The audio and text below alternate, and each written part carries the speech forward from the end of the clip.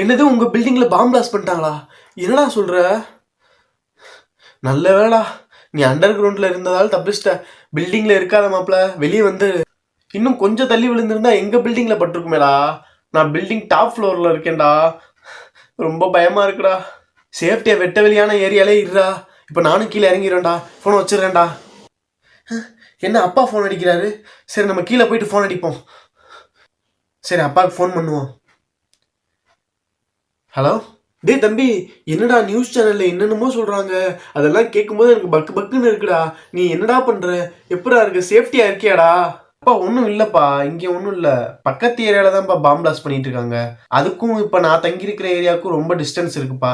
அதனால ஒன்றும் பிரச்சனை இல்லைப்பா, நீங்கள் பயப்படாதீங்க. ஓகேடா. இங்கே எல்லாருமே நார்மலாக தான்ப்பா இருக்கும். நீங்கள் பாட்டு எதுவும் நினச்சி ஃபீல் பண்ணாதீங்கப்பா. ஃப்ரீயாக இருங்கப்பா. நானும் என் வேலையை பார்த்துட்டு நான் பாட்டு இருக்கேன்ப்பா. ஒன்றும் பிரச்சனை இல்லைப்பா இங்கே. சரிப்பா, பக்கத்து ஏரியாவில் தான் இந்த மாதிரிலாம் ஆகுதுன்னு சொல்லிட்டு நீங்கள் அசால்ட்டாக இருந்தாதீங்கப்பா. ரொம்ப சேஃப்டியாக இருங்கப்பா.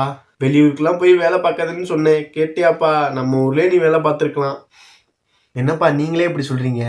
நான் இப்போ வெளியூருக்கு வந்து இந்த வேலை பார்க்கறதால தானப்பா நம்ம குடும்பம் இப்போ இந்த அளவுக்கு நல்ல நிலைமையில இருக்குது. நான் இந்த வேலை பார்க்கலன்னா நம்ம குடும்பம் எப்படிப்பா இருக்கும்? உங்களுக்கே தெரியாதா எவ்வளோ கஷ்டத்தில் நம்ம இருந்தோம்? அது எல்லாமே மாற்றி அமைச்சது இந்த வேலை தானப்பா. சரி, நீ என்ன பண்ணுவ? நம்ம குடும்ப கஷ்டத்துக்காண்டி நீயும் கஷ்டப்படுற. எல்லா நாட்டிலையுமே இந்த மாதிரி அப்பப்போ நடக்கிறது தான்ப்பா. நம்ம அந்த டயத்தில் மட்டும் கொஞ்சம் சேஃப்டியாக இருந்துக்கணும்ப்பா. கை நிறைய காசு கிடைக்குன்னு நினச்சோம், ஆனால் கை நிறைய காசும் கிடைக்கிது, மனசு நிறைய வேதனையும் கிடைக்குதுப்பா. இந்த நியூஸை கேட்டதுக்கு அப்புறம் உங்க அம்மா நேத்துல இருந்து சாப்பிடாமலே இருக்காடா. அவர்கிட்ட கொஞ்சம் பேசுறா. அச்சோ, அம்மா கிட்ட பேச சொல்கிறாரே.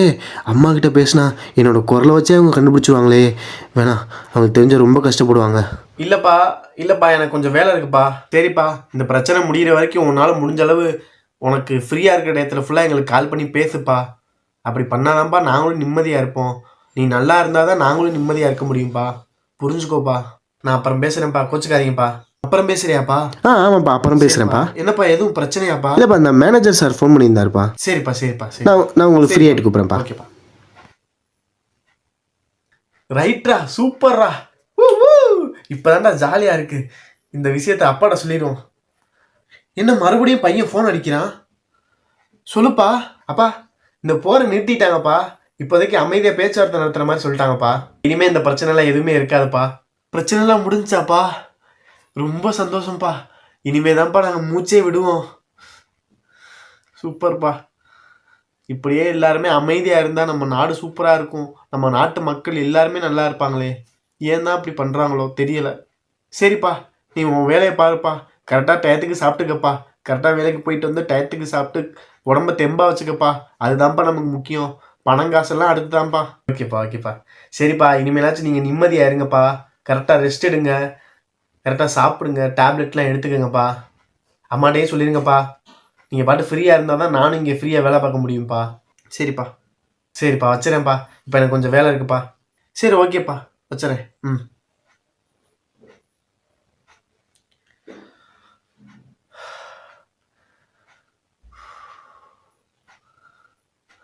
வெளியூரில் தங்கி படிப்பவர்களும் சரி, வேலை பார்ப்பவர்களும் சரி, நாம் அவர்களை கண்டு அவர்கள் ஆடம்பர வாழ்க்கையை வாழ்கிறார்கள் என்று நினைக்கிறோம்.